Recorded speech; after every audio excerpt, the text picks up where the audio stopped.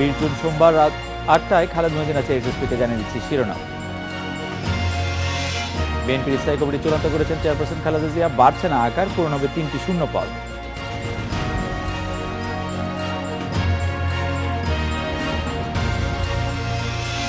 দুই স্তর নির্বাচক প্যানেলের সঙ্গে একমত নন প্রধান নির্বাচক ফারুক আহমেদ, পদত্যাগ করতে চাইলে আটকাবে না বিসিবি।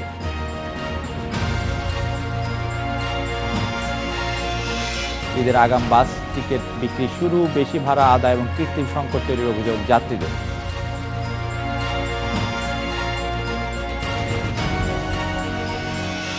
বিএনপির জাতীয় স্থায়ী কমিটি চূড়ান্ত করেছেন চেয়ারপারসন খালেদা জিয়া। কমিটির আকার 19 জনের সীমাবদ্ধ থাকছে, যোগ হচ্ছে নতুন মুখ 3 জন। বেশ কজন সিনিয়র নেতা আলোচনায় থাকলেও বেশ জোরে শোনা যাচ্ছে আমির খসরু মাহমুদ চৌধুরী, সাদেক হোসেন খোকা, খন্দকার মাহবুব হোসেনের নাম। সিনিয়র নেতারা বলছেন দলের সর্বোচ্চ এই কমিটির সদস্য নির্বাচনের যোগ্যতা, দলের প্রতি ভূমিকা ও নেতাকর্মীদের সঙ্গে সম্পর্কের বিষয়টিকে প্রাধান্য দিয়েছেন বিএনপি প্রধান।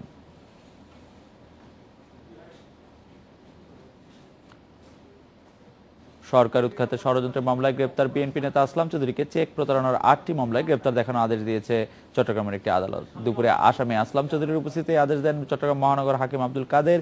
সীতাকুণ্ডের দক্ষিণ ভাটিয়ারির ফৌজদারহাটের 7B অ্যাসোসিয়েটের নামে আসলাম চৌধুরী পূবালী ব্যাংক থেকে 36 কোটি 8 লাখ টাকা ঋণ নেন। ঋণ পরিশোধের জন্য যমুনা ব্যাংকে চেক দিলে তা প্রত্যাখ্যাত হয়। এ ঘটনায় পূবালী ব্যাংকের সিডিএ কর্পোরেট শাখার সহকারী মহাব্যবস্থাপক ASM ইয়াহিয়া 8টি মামলা করেন। বাদীপক্ষের আইনজীবী জানান, চেক প্রতারণার 8টি মামলায় বাদীপক্ষ আসলাম চৌধুরীকে গ্রেপ্তার দেখানোর আবেদন করলে বিচারক তা মঞ্জুর করেছেন। গত 15 মে রাজধানী কুড়িল বিশ্ব রোড এলাকা থেকে আসলাম চৌধুরীকে গ্রেপ্তার করা হয়। বিএনপির স্থায়ী কমিটির সদস্য আসম হান্নান শাহ আমাদের সঙ্গে আছেন। ব্রিগেডিয়ার জেনারেল হান্নান শাহ, আপনাকে জানতে চাইবো যে বিএনপির নতুন কমিটি যে গঠন হয়েছে, আমরা জানতে পেরেছি যে চেয়ারপারসন আসলে তিনজনকে মনোনয়ন দিয়েছেন, যে 3 জন আসলে আমাদের মাঝে আর নেই সেই 3 জনের জায়গায়। তো সেই ক্ষেত্রে এইটি আসলে আমরা অফিসিয়ালি কবে জানতে পারবো? জেনারেল হান্নান শাহ। ধন্যবাদ আপনাকে।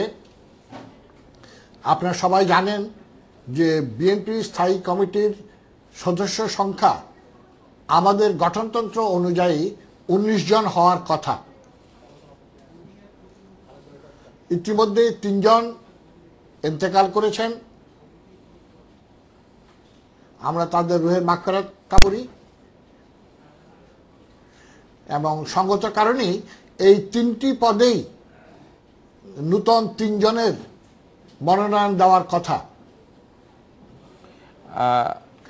অবশ্য আমাদের দলে আরো অনেকেই আছেন যারা এই 3টি পদের জন্য চেষ্টাও করছেন, আবার অনেকে বিষয়টি চেয়ারপারসনের হাতে ছেড়ে দিয়েছেন।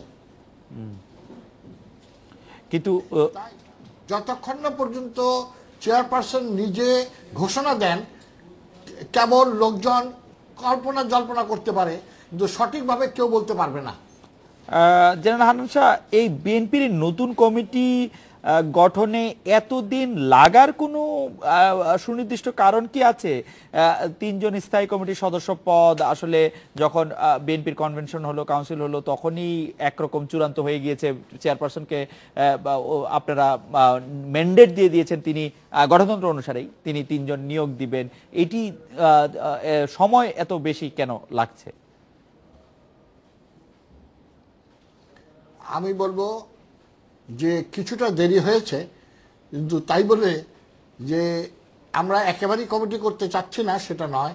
অবশ্যই আমি অতীতেই বলেছি, আজকেও বলছি, আমরা আশা করছি ঈদের আগেই আমরা পূর্ণাঙ্গ স্ট্যান্ডিং কমিটির তালিকা পেয়ে যাব।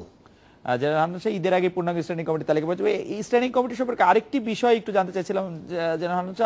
আমরা দেখেছি আওয়ামী লীগ যখন তার সভাপতি মণ্ডলীর সদস্য ক্ষেত্রে বেশ কিছু পরিবর্তন আনলো, উপদেষ্টাদের মধ্যে থেকে কাউকে সভাপতি মণ্ডলীর সদস্য নিয়োগ করা হলো, আবার সভাপতি মণ্ডলীর সদস্যের মধ্যে কাউকে উপদেষ্টা বা কাউকে একবারে বাদই দেওয়া হয়েছে, এরকম করা হয়েছে। কারণ দলের মধ্যে গতিশীলতা আনতে যিনি বেশি কাজ করেছেন তাকে একটু গুরুত্ব দেওয়া, যিনি কম কাজ করেছেন তাকে একটু কম গুরুত্বপূর্ণ কাজ দেওয়া, সেরকম একটি প্র্যাকটিস ছিল। কিন্তু বিএনপির ক্ষেত্রে আমরা এটি দেখতে পাচ্ছি না। আমরা দেখতে পাচ্ছি শুধু শূন্য 3টি পদে 3টি নতুন মুখ আনার আলোচনা। যে 16 জন স্ট্যান্ডিং কমিটিতে আপনারা আছেন, আপনি সহ, আপনারা সবাই কি ভালো কাজ করেছেন? আপনারা সবাই কি খুব গুরুত্বপূর্ণ কাজ করেছেন? এই বিবেচনাটি আসলে আমরা কিভাবে করব? বিএনপির মতো দল থেকে তো আমাদের অনেক বড় আশা। আমরা জানি যে দেশবাসী এবং সুশীল সমাজ সবাই বিএনপির কাছে অনেক কিছু প্রত্যাশা করে এবং সেই তাদের প্রচেষ্টা বা প্রত্যাশা বাস্তবায়িত হয় বিএনপির স্থায়ী কমিটির মাধ্যমে। বর্তমানে যে 16 জন আছেন তারা প্রত্যেকেই পরীক্ষিত এবং ত্যাগী নেতা। অতীতে তাদের বেশিরভাগকে দেখা গেছে যে তারা নেত্রীর পিছনে ছিলেন, নেত্রীকে সমর্থন করে গেছেন, আন্দোলনে গুরুত্বপূর্ণ ভূমিকা রেখেছেন। সুতরাং আমি মনে করি যদি কারোর বিরুদ্ধে কোনো গুরুতর অপরাধ না থাকে তাহলে তাকে সরানোর কোনো যুক্তিসঙ্গত কারণ থাকতে পারে না। জেনারেল হান্নান শাহ, এই মুহূর্তে আপনাদের রাজনৈতিক কর্মসূচিকে আপনি জানেন, গতকাল জঙ্গিবাদ সন্ত্রাসবিরোধী মানববন্ধন করেছে 14 দল। এই বিষয়ে আপনাদের কোনো কর্মসূচি আছে কিনা? এমনকি মাওলানা ফরিদউদ্দিন মাসুদের নেতৃত্বে 1 লাখ আলেমও আসলে একটি ফতোয়াই বলবো আমি যে জারি করেছেন যে ইসলামে জঙ্গিবাদ এবং সন্ত্রাসবাদ হারাম। এই মুহূর্তে আপনাদের কোনো এই বিষয়ে আপনাদের কোনো কর্মসূচি রয়েছে কিনা? আপাতত আমরা এই ব্যাপারে কোনো কর্মসূচি গ্রহণ করি নাই, তবে এটা বিবেচনাধীন আছে। আর যে আলেম সমাজের কথা বললেন, তারা ফতোয়া দিয়েছেন, এই আলেম সমাজকে তো আমি ভালো করে চিনি। এরা তো সবাই সরকারি দলের এবং সরকারেরই মানুষ। সুতরাং এটা তো সরকারি দলের ফতোয়া। হত্যা করা ইসলামে সম্পূর্ণ নিষিদ্ধ, এটার জন্য তো নতুন করে ফতোয়ার দরকার হয় না। সুতরাং সরকার এই তথাকথিত সারসী অভিযান এবং এই যে বিএনপি, আওয়ামী লীগ, বিএনপি এবং অন্যান্য রাজনৈতিক দলের নেতৃবৃন্দকে গণহারে গ্রেফতার করেছে, হাইকোর্টের, সুপ্রিম কোর্টের অর্ডার অমান্য করে সাদা পোশাকে এবং বিনা ওয়ারেন্টি গ্রেফতার করেছে।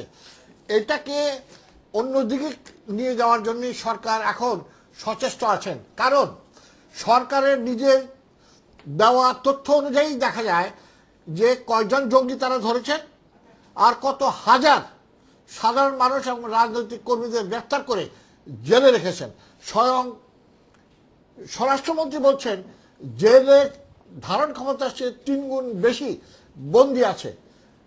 সুতরাং সরকার যেখানে নিজেই স্বীকার করছেন যে তারা জঙ্গি ধরেছেন কয়েকশো আর হাজার হাজার সাধারণ মানুষ এবং রাজনৈতিক কর্মীদের গ্রেফতার করেছে, এই সারসী অভিযানে মূল উদ্দেশ্যটা কি ছিল সেটা আমাদের দেখতে হবে। এটি খুবই ইন্টারেস্টিং। আপনি যেটি বলেছেন সেটি পুরোপুরি ঠিক কথা যে 13,000 গ্রেফতার করা হয়েছে এই 7 দিনে। সেই 13,000-এর মধ্যে সরকারের হিসাব অনুযায়ী 179 জন জঙ্গি, বাকিদের মধ্যে কেউ মাদক চোরাচালানকারী, কেউ হচ্ছে অন্য মামলার আসামি, কেউ ডাকাতি মামলার আসামি আছে, কেউ ছিচকে চুরির মামলার আসামি আছে, কেউ বড় চুরি ডাকাতি এইসবের আসামি আছে, সেটি সরকার বলেছে। কিন্তু বিএনপি থেকে আবার ইন্টারেস্টিংলি দাবি করা হচ্ছে তাদের কেউ কেউ তাদের কর্মী। তো এই ছিচকে চোর বা ডাকাতটা কি বিএনপির কর্মী, বিএনপি এরকম বলছে নাকি মানে এদের বাইরেও বিএনপির কর্মীদেরও ধরা হয়েছে? অবশ্যই যারা ছিচকে চোর, চোর বা মহাচোর, তাদেরকে যদি সরকার গ্রেফতার করে আমাদের বলার কিছু নাই। যখন আমাদের দলীয় নেতাকর্মীদের গ্রেফতার করা হচ্ছে, বিভিন্ন জায়গা থেকে আমাদের কাছে পরিসংখ্যান আসতেছে, তাদের নাম আসতেছে। আজকে বিভিন্ন জেলায় আমাদের নেতার কর্মীরা বাড়িতে থাকতে পারছে না ওই তথাকথিত সারসী অভিযানের নাম করে। কয়েকদিন পরে হয়তো শুনবো যে চিরুনি অভিযান শুরু করেছে। আমি বিনয়ের সাথে বলবো যে সরকারের এই সকল প্রচেষ্টা হলো জনগণকে ধোঁকা দেওয়া। প্রকৃত জঙ্গিদের সম্বন্ধে মাননীয় প্রধানমন্ত্রী নিজে সব জানেন বলে পার্লামেন্টে বলেছেন, বাইরেও বলেছেন। তাহলে উনি প্রকৃততে ধরেন না কেন? যে জায়গায় 400 মতো জঙ্গি ধরলেন, তো বাকি হাজার হাজার মানুষকে কেন গ্রেফতার করলেন? চোরকে ধরার জন্য তো নর্মাল পুলিশ, নর্মাল সময়ই আছে। তাহলে কি আমি বলবো যে অভিযোগ উঠেছে যে একটি বিশেষ বাহিনীর সদস্যদের ঈদের আগে বিশেষ সুবিধা করে দেওয়ার জন্য এই গ্রেফতার? এটা বললে তো অনেকে হয়তো গোসা করবেন বা রাগ করবেন, কিন্তু জনগণ কিন্তু এখন এই কথাটাই বলছেন। কিন্তু জেনারেল হান্নান সাহেব, আমরা একটা বিরতি নিচ্ছি, কিন্তু সেই বিশেষ বাহিনীর বিশেষ সুবিধা ঈদের আগে দেওয়ার জন্য কি আসলে সাঁড়াশি অভিযান কতটা দরকার? আমরা অতীত অভিজ্ঞতা তো দেখি না যেরকম কোনো সাঁড়াশি অভিযানের কোনো দরকার হয়। যাই হোক, আমরা একটা বিরতি নিচ্ছি। বিরতির পর ফিরে এসে আপনার কাছে জানতে চাইবো যে সাম্প্রতিক বন্দুক যুদ্ধের কঠোর সমালোচনা আপনারা করছেন, কিন্তু অপারেশন ক্লিন হার্ট, ক্রসফায়ারের প্রবক্তা হিসাবে এর দায় বা এর কৃতিত্ব বিএনপিরই নেওয়া উচিত কিনা? কারণ বিচার এর যে দীর্ঘসূত্রিতা এবং একটি দৃষ্টান্তমূলক শাস্তি দেওয়ার যে আকাঙ্ক্ষা বা দাবি, সেই দাবির প্রতি তো শ্রদ্ধা জানিয়ে তৈরি হয়েছিল operation clean heart, Crossfire. Awami League সেটি ফলো করছে। আপনারা সেই কৃতিত্বে কিছুটা ভাগ বসাবেন কিনা, আমরা একটা বিরতি নিয়ে শুনবো আপনার কাছে।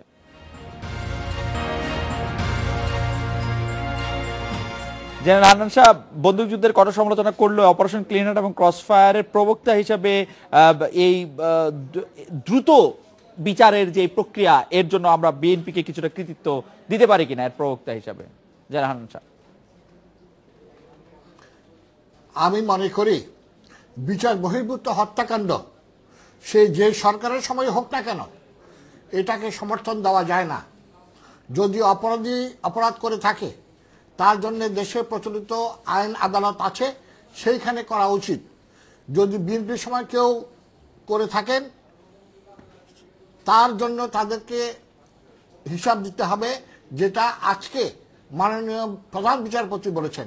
আর আওয়ামী লীগের সময়, বিশেষ করে এই সাঁড়াশি অভিযানের সময় যাদেরকে আমি বলবো যে বন্দুক যুদ্ধের নামে তাদেরকে বেআইনিভাবে বিচার বহির্ভূতভাবে হত্যা করা হয়েছে, একদিন নিশ্চয়ই এগুলি আইনি তদন্তের পর তাদের বিচার করা হবে। কারণ একজন সাবেক সেনা কর্মকর্তা এবং দেশের একজন সাধারণ নাগরিক হিসেবে আমি বলতে পারি যে আপাত দৃষ্টিতে মনে হয় প্রত্যেকটি এরকম শুট আউট বা যে বন্দুক যুদ্ধ দেখানো হয় সেগুলি বানোয়াট। কারণ পুলিশের হেফাজতে রিমান্ডে নিয়ে যাওয়া হয়েছে, তাকে কি করে বন্দুক যুদ্ধের সম্মুখীন হতে হয় এটা আমার মাথায় ঢোকে না, বাংলাদেশের মানুষের মাথায় ঢোকে না। এটা কি করে সম্ভব যে এক থানা থেকে আরেক জায়গায় পুলিশ এসকর্ট করে কায়দিকে নিয়ে যাচ্ছে, সেইখানে এসে সন্ত্রাসীরা গুলি করে মেরে চলে যায়। মজার ব্যাপার হলো যে আসামি যাকে পুলিশ নিয়ে যাচ্ছে বা যারা পুলিশের হেফাজতে আছে, তারা গুলিবিদ্ধ হয়ে মারা যাচ্ছেন, বা তথাকথিত সন্ত্রাসীরা যারা আক্রমণ করলো তাদের একজনকেও আজকে পর্যন্ত না পুলিশ ধরতে পেরেছে, না তারা আহত হয়েছে। সুতরাং এই যে সরকারের কাহিনী যে এগুলি বন্দুক যুদ্ধে তারা নিহত হয়েছে, এটা দেশবাসী আর বিশ্বাস করে না। আমার মনে হয় বিচার বহির্ভূত সকল হত্যাকাণ্ড অনন্ত বিলম্বে বন্ধ করা উচিত, এবং যারা এই সকল হুকুম দিয়েছেন, আজকে হোক কালকে হোক, এগুলির জন্য তাদের হয়তো আদালতের দ্বারস্থ হতে হবে এবং দেশের প্রচলিত আইনেই হয়তো তাদের বিচার হবে। জেনারেল হান্নান শাহ, বিএনপির এই যে নিকট 2 মাস বা 3 মাসে কোনো পঞ্জিকা করা হয়েছে কিনা, যেটা দেখে আসলে বিএনপি তার কর্মসূচি ঠিক করেছে কিনা সামনে, যে কি ধরনের রাজনৈতিক কর্মসূচি বিএনপি দিতে পারে? আমি রাজনৈতিক কর্মসূচি বলতে সভা সমাবেশ, এগুলির কোনো পরিকল্পনা বা সারা দেশে যে আপনাদের নেতাদের যাওয়া, সেরকম কোনো পরিকল্পনা আপনাদের রয়েছে কিনা? অবশ্যই আমাদের নিজস্ব রাজনৈতিক ক্যালেন্ডার বা কর্মসূচির শিডিউল আছে। তবে আপনারা জানেন এটা মাহে রমজান, এই রমজানের পরে থেকেই আপনারা দেখবেন আমরা ঘরে এবং ঘরের বাইরে আমাদের কর্মসূচি আরো ব্যাপক হারে করছি। কারণ এই সরকারের যত ব্যর্থতা, সেই ব্যর্থতার দায় দায়িত্ব তারা কথায় কথায় বিএনপি এবং অন্যান্য রাজনৈতিক দলের ঘাড়ে চাপাতে চায়, কিন্তু সরকার আজকে পর্যন্ত একটা প্রমাণ করতে পারে নাই যে যেখানে বিএনপি বা অন্যান্য বিরোধী দলের লোকেরা জড়িত আছে। বরং আমরা বর্তমান সরকারের আরেকটি নতুন খেলা দেখতে পাচ্ছি, সেটা হলো তাদেরই একটি সহযোগী দল যারা অতীতে সন্ত্রাসের কর্মকাণ্ডে লিপ্ত ছিল, জড়িত ছিল, তাদের মধ্যে ভাঙন সৃষ্টি করেছেন। এবং অনেকে মনে করেন যে মাননীয় মন্ত্রী মহোদয়কে যে ভয় দেখানো, সাদা কাপড়ের কাপড় পাঠানো, এগুলি বিরোধী দলের কাজ নয়, সরকারি দলেরই বিশেষ বিশেষ প্রতিষ্ঠানের কাজ। আমি একদম সব শেষ প্রশ্ন খুবই সংক্ষেপে আপনাকে জানতে চাইবো যে বিএনপির একজন যুগ্ম মহাসচিব সালাউদ্দিন আহমেদ এখনো তিনি ভারতে রয়েছেন, তার সম্পর্কে সর্বশেষ তথ্য কি রয়েছে আপনার কাছে? আমাদের কাছে এমন কোনো বিশেষ তথ্য নাই, আমরা শুধু এটাই জানি যে আমরা সচেষ্ট আছি ওনার ওই দেশে অর্থাৎ ভারতে আইনি প্রক্রিয়া যাতে তাড়াতাড়ি শেষ হয় এবং উনি আমাদের মধ্যে ফেরত আসতে পারেন। এটা বাংলাদেশের প্রত্যেকটি মানুষ বিশ্বাস করে যে সালাউদ্দিন সাহেবকে এদেশ থেকে অপহরণ করে নিয়ে গিয়ে কিছুদিন বাংলাদেশের মধ্যেই বন্দী রেখেছিলেন, তারপর ভারতের ওপারে গিয়ে শিলংয়ের কাছে ওনাকে ছেড়ে দেওয়া হয়েছে। এবং এই ব্যাপারে বর্তমানে আপনারা তার খোঁজ খবর রাখছেন। আপনাকে অনেক ধন্যবাদ। এবার একটা বিরতি নিচ্ছি, ফিরছি একটু পরে। বাসের আগাম টিকিট বিক্রি নিয়ে কথা বলতে এখন আমাদের সাথে আছেন হানিফ পরিবহনে মহাব্যবস্থাপক মোশাররফ হোসেন এবং বার্তা কক্ষে যোগ দিচ্ছেন সহকর্মী আসিফ জামান সুমিত। জনাব মোশাররফ হোসেন, আজ আগাম বাস টিকিট বিক্রির প্রথম দিনের অভিজ্ঞতা আপনাদের কি? কোন কোন টিকিটের চাহিদা বেশি? যারা যাত্রী আছেন তাদের চাহিদা আপনারা মেটাতে পারছেন কিনা? জনাব মোশাররফ হোসেন। ধন্যবাদ আপনাকে। আমরা মূলত আজকে 30 তারিখ, 1 তারিখ, 2 তারিখ, 3, 4, 5 এই অ্যাডভান্স টিকিটগুলো দিয়েছি এবং দেখা যাচ্ছে যে যাত্রীদের চাহিদা 30 তারিখ এবং 4 তারিখ এই দুটো দিন। এখন যারা 4 তারিখে পাচ্ছে না তাদেরকে বুঝাই শোনাই আবার 3 তারিখ অথবা 5 তারিখ এইভাবে ডাইভার্ট করতে হচ্ছে। আচ্ছা, আবার 30 তারিখে যারা পাচ্ছে না তারা কেউ 29 তারিখ, আবার কেউ 1 তারিখ এইভাবে নিচ্ছে। জনাব মোশাররফ হোসেন, হানিফ পরিবহনে মোট হানিফ পরিবহনে করে মোট কতজন যাত্রী ঈদের সময়টায় ঢাকা ছাড়েন বা ঢাকায় আসেন, সেরকম কোনো হিসাব কি আপনাদের আছে? আমাদের আনুমানিক হানিফ এন্টারপ্রাইজে উত্তরবঙ্গে প্রতিদিন 15-16 হাজার যাত্রী যাবে। এরকম কয়দিন? আমাদের এইটা মনে করেন যে 30 থেকে 5 তারিখ পর্যন্ত চলবে। 5 দিনে মানে 75,000 লোক শুধু হানিফ পরিবহনে উত্তরবঙ্গে চলে যাবে। উত্তরবঙ্গেই যাবে। এছাড়া আমাদের দক্ষিণবঙ্গ আছে, অন্যান্য জেলাতেও আছে। আচ্ছা, সেই ক্ষেত্রে আপনারা কি নতুন কোনো বাস সুবিধা চালু করেছেন? নতুন কোনো তথ্য টিকিট বিক্রির ক্ষেত্রে যেহেতু এত বিপুল পরিমাণে আপনারা তথ্য প্রযুক্তির ব্যবহার করছেন কিনা, অনলাইনে বা মোবাইলে টিকিট বিক্রি করার ক্ষেত্রে আপনারা কোনো ব্যবস্থা নিচ্ছেন কিনা? আমরা মূলত যেহেতু এটা সেবামূলক একটা প্রতিষ্ঠান এবং সারা বছরই আমাদের এই যাত্রীদের সাথে চলাচল করতে হয়, তাই হানিফ এন্টারপ্রাইজ মানে হলো যাত্রীদের আত্মার সাথে একটা সম্পর্ক হয়ে গেছে। আচ্ছা, তো যার জন্য আমরা ওই অনলাইনে বা এইভাবে যদি প্রযুক্তি ব্যবহার করে ঈদের সময় টিকিটগুলো দেই, তাহলে দেখা যাবে যে আমাদের যারা এই পার্মানেন্ট কাস্টমার, যাদের সাথে আমাদের একটা সম্পর্ক, দীর্ঘদিন ব্যবসা করে আসতেছি, তখন তারা এই টিকিটগুলো পাবে না। এই কারণে আমরা এই পদ্ধতিটাই ব্যবহার করি, যেটাকে বলে সনাতন পদ্ধতি। আচ্ছা, আপনারা কি ঈদ উপলক্ষে বাসের ভাড়া বাড়িয়েছেন একটু? না, আমরা তো আসলে আপনার বাংলাদেশ রোড ট্রান্সপোর্ট অথরিটি সেটা যেটা ভাড়া নির্ধারণ করে দিয়েছে, সেই নির্ধারিত ভাড়ার চেয়েও আমরা 2-5-10 টাকা করে কম নিই। কমই নিচ্ছেন। জনাব আসিফ জামান সুমিত আছেন আমাদের সঙ্গে সহকর্মী। আজ আপনি যারা আগাম বাসের টিকিট নিতে গিয়েছিলেন যেসব যাত্রীরা, তাদের অভিজ্ঞতা কি আপনার সঙ্গে শেয়ার করেছেন?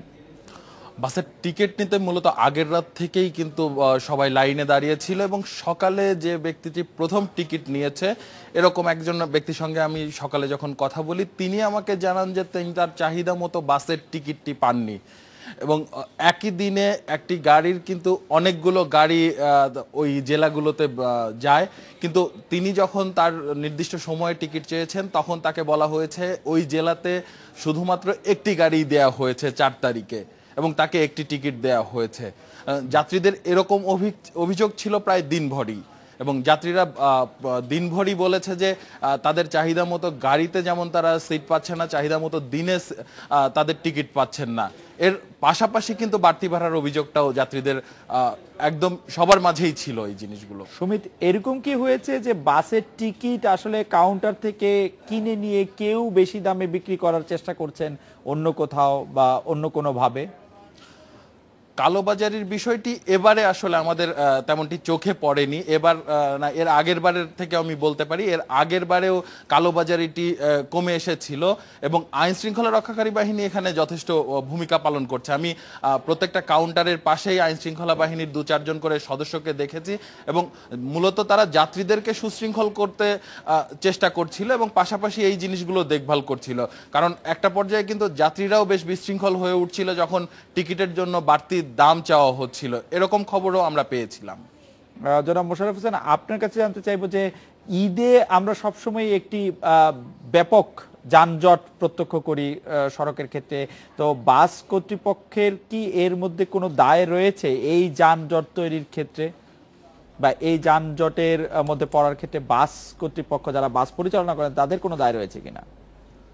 ধন্যবাদ। ওই বাস কর্তৃপক্ষ বলতে যে আপনার এই ঢাকা শহরে যে লোকাল গাড়িগুলো চলে সেই গাড়িগুলো ওই যে 5 নাম্বার 6 নাম্বার 7 নাম্বার এই যে গাড়িগুলা দূরপাল্লায় চলার মতো অনুপযোগী। দূরপাল্লার জন্য বাংলাদেশে একটা কোম্পানি গাড়ি সবচাইতে বেস্ট, সেটা হলো হিনো, এবং এইটা 200-500 কিলো রান করার পরেও তার মধ্যে কোনো আসে না, অলসতা আসে না। কিন্তু সেই ক্ষেত্রে দেখা যায় যে এই আপনার লোকাল গাড়িগুলো যখন দেয় এরা আসলে ট্রাফিক আইন মানে না এবং অত দূরত্বে যেতে পারে না। ঠিক 40-50 কিলো যাওয়ার পরে এই গাড়িগুলো বিকল হয়ে পড়ে, তখনই একটা যানজটের সৃষ্টি হয়। তাই আপনাদের মাধ্যমে আমি যোগাযোগ মন্ত্রী মহোদয়ের কাছে অনুরোধ রাখবো, উনি যেন আইন শৃঙ্খলা বাহিনীর প্রতি কড়াভাবে নির্দেশ দেন। উনি যেমন এরকম আন্তরিক, ওই যারা আইন শৃঙ্খলা বাহিনী থাকবে তারাও যেন। আপনাকে ধন্যবাদ। আমি একটু সুমিতের কাছে জানতে চাইবো যে আসলে প্রকৃত রুট পারমিট ছাড়া কতগুলি গাড়ি, এটি জনাব মোশাররফ হোসেন ঠিকই বলেছেন যে কতগুলি গাড়িকে আমরা হঠাৎ করে চলতে দেখি, সেগুলির ক্ষেত্রে এবার সরকার কোনো ব্যবস্থা নিতে যাচ্ছে কিনা, এবং সেগুলি দুর্ঘটনায় পতিত হয়, সেগুলি নষ্ট হয়, বিকল হয়, সেগুলির ক্ষেত্রে সরকার কোনো পদক্ষেপ নিচ্ছে কিনা? এখন পর্যন্ত যোগাযোগ মন্ত্রণালয়ের পক্ষ থেকে এ ধরনের কোনো বক্তব্য পাওয়া যায়নি। মূলত এই গাড়িগুলো সড়কে চলবে কিনা বা দূরপাল্লায় এরা যাবে কিনা। তবে এর আগের ঈদগুলোতে কিন্তু আমাদের অভিজ্ঞতা এরকমটা ছিল যে দূরপাল্লার গাড়িগুলো যখন এত যাত্রী পরিবহনে অক্ষম হচ্ছে তখন বিআরটিসির কিছু লোকাল বাস সেখানে দেয়া হয়েছে এবং যাত্রীরা নিজস্ব ব্যবস্থাপনায় অথবা কিছু এলাকার যেমন যাত্রী রয়েছে, যেমন ধরেন মিরপুর অঞ্চলের যাত্রীরা, তারা গাবতলী থেকে একটি বাস নিয়ে তারপরে সেই বাস নিয়ে তারা দূরপাল্লায় রওনা দেওয়া শুরু করলো। মূলত সেক্ষেত্রেও কিন্তু দূরপাল্লাতে যখন এই যাত্রীগুলো যাওয়া শুরু করে, প্রতিমধ্যে যারা পুলিশ আইন শৃঙ্খলা রক্ষাকারী বাহিনীর সদস্যরা থাকে তারা এর আগে বাধা দিয়েছে, এরকম কখনো আমাদের চোখে পড়েনি। আসিফ জামান সুমিত, আপনাকে ধন্যবাদ। মোশাররফ হোসেন আপনাকেও। এডিটর স্পিকার একটা বিরতি নিচ্ছি, ফিরছি একটু পরে। প্রধান নির্বাচকের পদ ছেড়ে দিতে চাওয়াটা ফারুক আহমেদের নিজস্ব সিদ্ধান্ত, তিনি পদত্যাগ করতে চাইলে বিসিবি তাকে বাধা দেবে না এবং এই বিষয়ে আলোচনা করারও কিছু নেই, এমনটি জানিয়েছেন বিসিবি সভাপতি নাজমুল হাসান পাপন। ফারুক আহমেদ নিজের দায়িত্বে থাকতে না চাইলে তার পদে ক্রম অনুযায়ী হাইউল ওয়াসারকে বিবেচনা করতে পারে বিসিবি। এর আগে শনিবার জরুরি সভায় দ্বিস্তর বিশিষ্ট নির্বাচক প্যানেলের অনুমোদন দেয় বিসিবি। নিম্নস্তরে 5 সদস্য বিশিষ্ট এই প্যানেলে আছেন ফারুক আহমেদ। অন্যদিকে উচ্চ স্তরের প্যানেলে থাকবেন বিসিবির অপারেশন কমিটির প্রধান, দলের ম্যানেজার ও হেড কোচ। শুরু থেকে এই প্রক্রিয়ার বিরোধিতা করে আসছিলেন ফারুক আহমেদ। এই বিষয়ে কথা বলতে এখন আমাদের সাথে আছেন বিসিবি সভাপতি জনাব নাজমুল হাসান পাপন। পাপন ভাই, খেলোয়াড় নির্বাচনী ব্যবস্থাপনায় পরিবর্তন আনার আসলে কারণ কি? আগের ব্যবস্থা কি ব্যর্থ হয়েছিল? আমি আরেকটু অন্যভাবে যদি বলি, 2 স্তর বিশিষ্ট ফর্মুলা কি আপনাদের নিজস্ব উদ্ভাবন নাকি অন্য কোনো বোর্ডকে আপনারা অনুসরণ করলেন? প্রথম কথা হচ্ছে যে এখানে উপরের স্তর নিচের স্তর এরকম কোনো কিছু আমার জানা নেই, আর দ্বিস্তর বলতে কি বলছেন এটাও আমার জানা নেই। এতদিন ধরে যেভাবে হয়ে আসছে আমি এক্স্যাক্টলি সেটাই করছি, বাট আগের যেটা ছিল এটার ডকুমেন্টেশনটা প্রপার ছিল না, এটাকে এখন আমি ঠিক করে নিচ্ছি। ফর এক্সাম্পল, আগে যেটা হতো সিলেক্টররা সিলেক্ট করতো, করার পরে এটা অপারেশনসে জমা দিত, অপারেশনসে আসার পরে তখন কোচ ওরা সবাই বসতো, এর আগেও বসতো, বসার পরে এটার মধ্যে অনেক চেঞ্জ আসতো, কারণ এটার মধ্যে বেশ কিছু দ্বিমত থাকতো এবং প্রতিবারই আমাকে হয় কোচের সাথেও বসতে হতো, সিলেক্টরদের সাথে বসতে হতো। এই বসা বসি ওদের সাথে আলাপ আলোচনা করে করে প্রতিবার চেঞ্জ করতে হয় এবং একাধিকবার চেঞ্জ করতে হয় এবং তারপরে ফাইনালি একটা কতগুলো প্লেয়ার সিলেক্ট করা হয়। এটাই হচ্ছে এতদিন ধরে যে হয়ে আসছে। নাও এখন যেটা করেছি, এখন যেটা বলছি যে না, সিলেকশনের ব্যাপারে কারো কোনো এখতিয়ার নাই, শুধুমাত্র যারা সিলেক্টর তারা ছাড়া। তা এখন কি হচ্ছে, কোন একটা সিরিজ শুরুর আগে কোচ যেটা করবে এবং ম্যানেজার তাদের যদি কোনো স্ট্র্যাটেজিক কোনো ডিসিশন থাকে সেটা জানিয়ে দিবে ওই সিলেক্টরদেরকে, এই টুর্নামেন্ট এই সিরিজের জন্য আমাদের এই ধরনের প্লেয়ার দরকার। ফর এক্সাম্পল, অনেক টিমের সাথে আমরা বেশি পেসার খেলাতে চাই, অনেক টিমের সাথে আমরা বেশি স্পিনার খেলাতে চাই। তো হয় কি, আপনি একটা জিনিস যদি দেখেন, আমরা কিন্তু আগে 4 জন স্পিনার নিয়ে খেলতাম, এখন আমরা 4 জন পেসার নিয়েও খেলি। সো এটা যখন চেঞ্জটা আসে, এটা যে কোনো একটা সিলেক্টরের কাছে অস্বাভাবিক মনে হয়। সো ন্যাচারালি একটা স্ট্র্যাটেজির কারণেই এটা করা হচ্ছে। কিন্তু এই ধরনের আলোচনা স্ট্র্যাটেজিক জিনিসটা বলে দেবে, তারপর সিলেকশনের। কিন্তু এই ধরনের আলোচনা তো সারা জীবনই হয়ে আসছে, মানে একটি বিশেষ ব্যবস্থা এখনো তাই আছে। তো এখন পার্থক্যটা হলো কোথায়? পার্থক্যটা হচ্ছে একটা আপনি নির্বাচন, এখনো তো তাই বলেছি, নির্বাচন পরিচালনা কমিটি করলেন, একটা হচ্ছে সিলেকশন কমিটি, দুটো মানে একটা সত্তা বিলোপ করে আবার, মানে যেটি অভিযোগটা আসছে সেটা হচ্ছে যে বোর্ডের নিয়ন্ত্রণ বা হস্তক্ষেপের সুযোগ বাড়লো কিনা এতে। কারণ পাওয়ার ভাই আপনি হয়তো হস্তক্ষেপ করেন না, মানে কোথায়, আমি এটাই জানতে চাই। আমি আমি আমি আমি যেটা বলতে চাচ্ছি, এখান থেকে এখন পর্যন্ত যতগুলা টিম সিলেক্ট হয়েছে ফাইনালি, জি সবগুলাতে তো আমারই চেঞ্জ করতে হয়েছে। আমি চাচ্ছি ওরাই চেঞ্জ করুক, আমাকে কেন করতে হবে? মানে এই জিনিসটার মধ্যে আমাকে টেনে আনার কোনো আমি কারণ খুঁজে পাই না। ওরাই করছে, ওরাই দে শুড ডু ইট। এবং আননেসেসারিলি একটা ভুল বোঝাবুঝি ছিল, এখন আর কোনো সুযোগ নেই।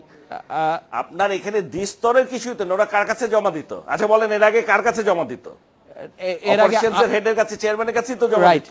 তাদের সব আপনার কাছে আলটিমেটলি আপনার কাছে এখনো তো তাই দিচ্ছে। তাদের সই করতে হতো, এখনো তাই করছে, এবং ওরা সই করেই আমার কাছে আসতো। So there is absolutely, I don't see any change.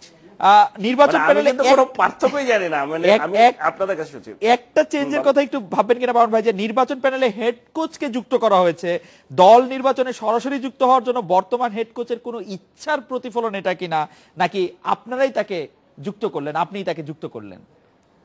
না না, আপনি আপনি আপনি আমাকে একটা কথা বলেন। আপনারা এই যে কথাগুলো কোত্থেকে শুনে বলছেন আমি জানি না। কিভাবে সে নির্বাচন করবে মূল প্লেয়ার সিলেকশন? ও কোনোদিন কোনো প্লেয়ারের নাম জানে না, কোথাও খেলা দেখতে যায় ন্যাশনাল টিমের খেলা ছাড়া?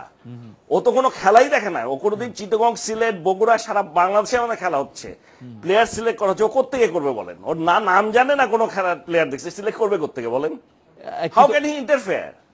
But he can give a strategy, সে কি ধরনের প্লেয়ার চায় এই সিরিজে। আচ্ছা, সেই স্ট্র্যাটেজি হচ্ছে নামবিহীন, কোনো ইনফ্লুয়েন্সের সুযোগই নাই। নামবিহীন 4 জন স্পিনার বা 4 জন পেসার বা 5 জন ব্যাটসম্যান, একজন বেশি অলরাউন্ডার, সেইগুলি স্ট্র্যাটেজির কথা বলবেন তিনি, সেটি বলছেন। এক্স্যাক্টলি, আর কি বলবে? এছাড়া তো সে জানেই না কিছু। মানে আমি বুঝতে পারছি না হাও, মানে এই ধরনের কথা আসছে কেন, এবং এটাই হয়ে আসছে সব সময়, কিন্তু মানে হাতুড়া সিং আসার পর থেকে। কিন্তু পাবন ভাই, আমরা না হয় ভুল বুঝলাম, ফারুক ভাই কোথায় ভুল বুঝলেন আসলে? তাহলে ফারুক ভাই কেন প্রধান নির্বাচক হিসেবে থাকতে চাচ্ছেন? এটা নিয়ে ভুল বোঝার কোনো সুযোগই নেই এখানে। এটা আমি আপনাকে বলে দিই, এটা নিয়ে ভুল বোঝার কোনো সুযোগই নেই। সেজন্য আজকে আমি অলরেডি মিডিয়াকে বলেছি, ফারুক যদি বলে যে এই সিস্টেমের জন্য সে পদত্যাগ করছে, তাহলে I have lot of things to say. আচ্ছা, ও অন্য কোনো কারণে, ব্যক্তিগত কারণে, পারিবারিক কারণে, that is a different issue. কারণ এইভাবেই সে এতদিন করে এসছে। And since this method, এই প্রসেসটা যেহেতু একটা ভালো রেজাল্ট দিচ্ছে, I don't want to change this. ওকে, সমস্যাটা হচ্ছে the only change এখানে এসছে যে আগে ছিল এই আমাদের যে অপারেশনস এর চেয়ারম্যান দুর্জয় ছিল, এখন সেই জায়গায় আকরাম এসছে। এছাড়া I don't see any change. কিন্তু এটা তো আসতেই পারে, যে কেউ, না না, এটা তো প্রত্যেকটাই চেঞ্জ হয়, মানুষ তো চেঞ্জ হতেই পারে। কিন্তু পাবন ভাই, ফারুক ভাই যেটি প্রথম থেকেই বলছেন যে সেটি হচ্ছে যে উনি এটাকে দ্বিস্তর বলছেন, এবং বলছেন যে এই রকম আসলে আমার কাছে খুব ভালো মনে হচ্ছে না, সেজন্য তিনি প্রথম থেকে বলছেন যে এটি প্রথম থেকে আমি এটি ঠিক একমত হতে পারছিলাম না, এখন একমত যদি এটি থাকে, বিসিবি এটি করলে আমি আর চিফ সিলেক্টর থাকছি না। ফারুক ভাই একদম আর অন্য কোনো বিষয়ের কথা বলেন, এটিই বলছেন। তো সেই ক্ষেত্রে কিন্তু আমার সাথে এবার বাইরে যাওয়ার আগেও আমার সাথে তো ওর বহুবার দেখা হয়েছে। এমনকি এই যে লাস্ট যে খেলাটা হলো কলকাতা নাইট রাইডার্সের সাথে হায়দ্রাবাদ, কলকাতাতে, সেই খেলাও আমরা একসাথে দেখেছি, একই হোটেলে ছিলাম। ও কিন্তু আমাকে আজ পর্যন্ত কিচ্ছু বলেনি। That's pretty interesting. Nazmul Hasan Papon ভাই, আপনাদের অনেক ধন্যবাদ। এই ছিল আজকের রেডিও স্পিকে আমন্ত্রণ আমাদের পরের আয়োজনে।